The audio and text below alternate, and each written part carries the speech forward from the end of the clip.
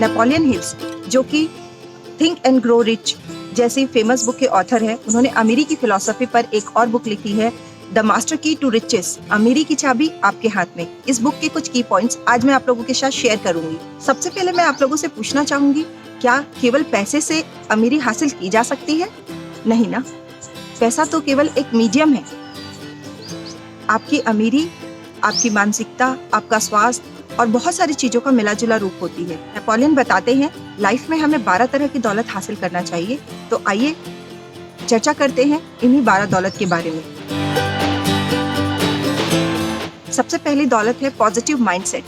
हम अच्छी तरह जानते हैं कि हम जिसके बारे में बात करते हैं, जिसके बारे में सोचते हैं या जिस चीज से डरते हैं, वह एक न एक दिन प्रकट हो ही जाती है। इसलिए हमारे माइंड को पॉजिटिव स्टेट में रखने के लिए हमें अपने देखने, सुनने और बोलने पर विशेष ध्यान देना होगा। दूसरी दौलत है good physical and mental health. Physical और मेंटल दोनों ही हेल्थ हमारी सबसे बड़ी और सबसे अच्छी दौलत होती है। ये तो हम सबको पता है। अच्छा स्वास्थ्य ही है जो हमें अपने जीवन की सक्सेस की ऊंचाइयों तक लेकर जा सकता है। तीसरी दौलत है harmony in relationship.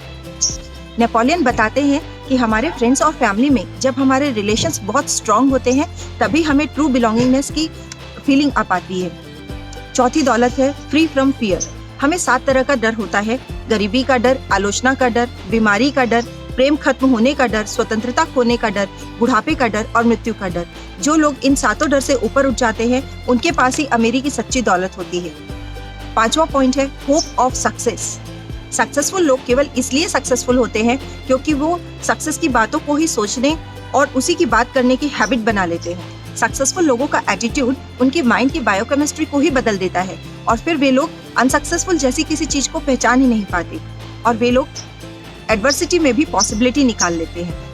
6 point is the ability to faith. खुद की जीत की आस्था या स्पिरिचुअल पावर पर आस्था, ये दोनों ही शक्तियाँ पॉजिटिव माइंडसेट में ही रहती हैं। हम सबको पता है आस्था से वह सब कुछ हासिल किया जा सकता है जिसे इंसान पैसों से हासिल नहीं कर सकता। इंसान जिसकी कल्पना कर सकता है, जिस पर विश्वास कर सकता है, आस्था की शक्ति से वह सब कुछ पाया जा सकता है। 7वीं दौलत है शेयरिंग थिंग्स। अमीरी की सीढ़ी पर चढ़ने वाले लोगों का दोनों हाथ हमेशा खुला होता है।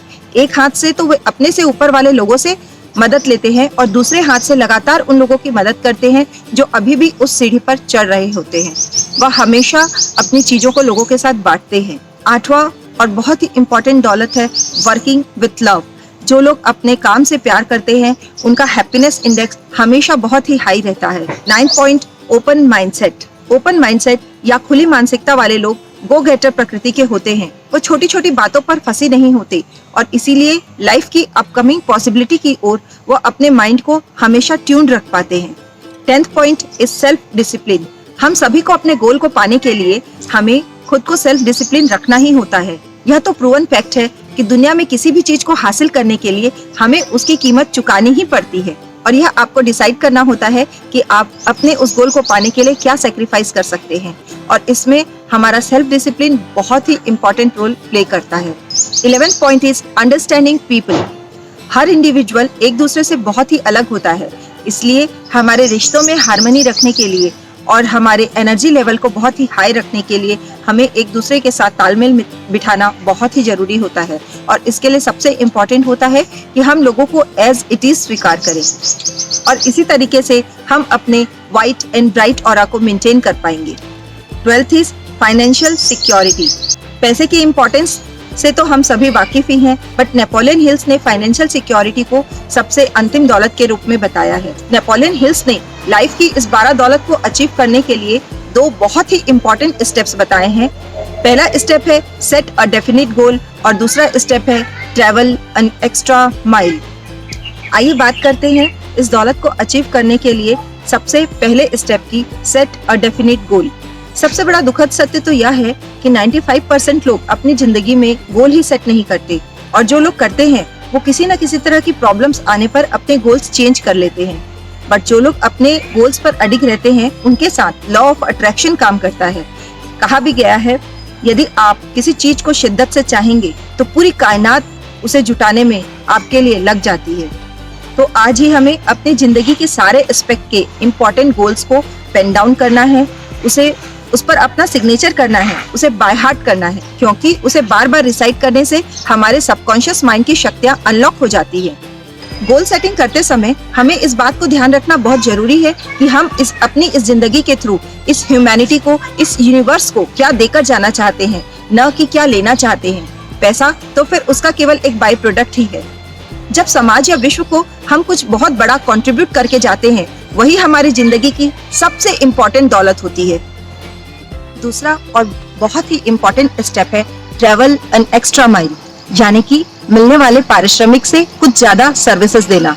जब हम सर्विस देते समय मिलने वाले पारिश्रमिक की आशा किए बिना एक मील एक्स्ट्रा चलते हैं, तो उसका डायरेक्ट या इनडायरेक्ट इफेक्ट हमारे बिजनेस पर जरूर पड़ता है। बट कभी कभी ऐसा होता है कि हम अपने जॉब में, बिजनेस में या इंडस्ट्री में एक्स्ट्रा माइल भी चलते हैं, यानी कि खूब मेहनत करते हैं, और उसके बावजूद कोई डायरेक्ट पारिश्रमिक हमें डायरेक्ट उसका रिजल्ट दिखाई नहीं देता। बट ऑथर कहते हैं कि एक्स्ट्रा माइल चलने वाला व्यक्ति हमेशा प्रॉफिटेबल सिचुएशन में ही होता है, बिकॉज अनुभव या एक्सपीरियंस का रिजल्ट उसके मॉनेटरी रिजल्ट से कहीं ज्यादा बड़ा होता है। और यूनिवर्सल लॉ के अकॉर्डिंग एक्स्ट्रा माइल चलने वाले को रिजल्ट रिकरिंग इंटरेस्ट के रूप में कभी ना कभी मिलता ही है। बट जब आपका एम सर्विस ओरिएंटेड या ह्यूमैनिटी बेस्ड होगा, तभी आप एक्स्ट्रा माइल चलकर समाज को कुछ एक्स्ट्रा सर्विस दे पाएंगे। और इस एक्स्ट्रा एफर्ट से आप खुद को एक बहुत जल्दी ही एक ऐसे रास्ते पर पाते हैं जहां कोई ट्रैफिक जाम नहीं होता, क्योंकि बहुत कम लोग इस एक्स्ट्रा माइल चलने का एफर्ट लेते हैं। ज्यादातर लोग तो भीड़ का हिस्सा बनकर ही रह जाते हैं। सिंपली हम कह सकते हैं ट्रेवल एन एक्स्ट्रा माइल का मतलब है दुनिया की भीड़ से हटकर ऐसे रास्ते खोजना जहां कोई भी ट्रैफिक जाम ना हो, और अपने पारिश्रमिक, मिलने वाले पारिश्रमिक की आशा किए बिना कुछ ज्यादा सर्विस लोगों को देना। ये थे कुछ की पॉइंट्स बहुत ही famous book the master key to riches के। फिर मिलेंगे। Till then stay safe, be happy.